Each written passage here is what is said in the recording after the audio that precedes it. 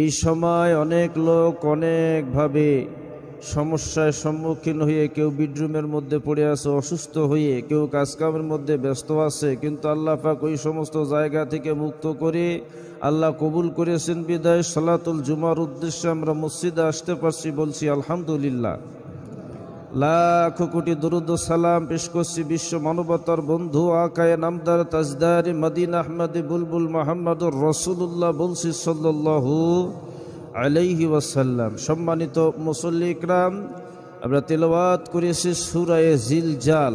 আজকে আমরা আলোচনা করব সূরা জিলজালের ভেতর থেকে পৃথিবী ধ্বংস হওয়ার ব্যাপারে আল্লাহ রাব্বুল আলামিন কোরআনুল কারিমে যত আয়াত, যত সূরা নাজিল করেছেন, তার মধ্যে প্রথম কিয়ামতের চিত্রটা আল্লাহ পাক এই সূরা জিলজালের মধ্যে তুলে ধরেছেন। এই পৃথিবী একদিন ধ্বংস হবে, গ্রহ নক্ষত্র, সূর্য চন্দ্র, নদীনালা, গাছপালা সব কিছু ধ্বংস হয়ে যাবে। আর এই ধ্বংসযজ্ঞ পরিচালনা করবেন যিনি, তিনি কে?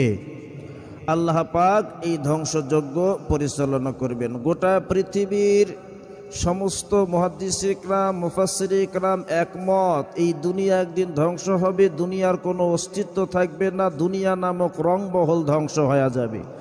এরপরেও এই দুনিয়া নিয়ে আমরা মানুষ দুনিয়ার পেছনে ছুটি, দুনিয়া নিয়ে ব্যস্ত হয়ে থাকি। আল্লাহ বলেন, দুনিয়ার মানুষ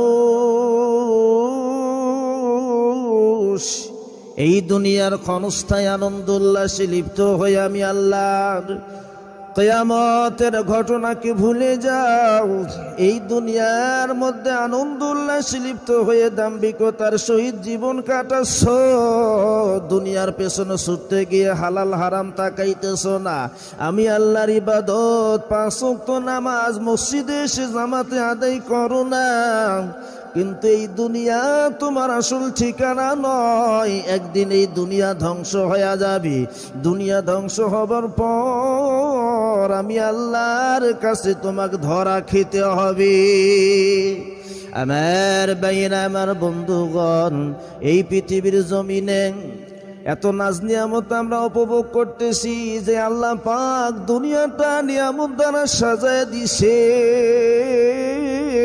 সেই আল্লাহর নিয়ামতের শুকর আদায় করছো না বান্দা। কিন্তু এমন একটা সময় আসবে বান্দারে, দুনিয়ার জমিনে তোমার জীবনটারে তুমি বড় মহব্বত করো, জীবনটারে বড় ভালোবাসো।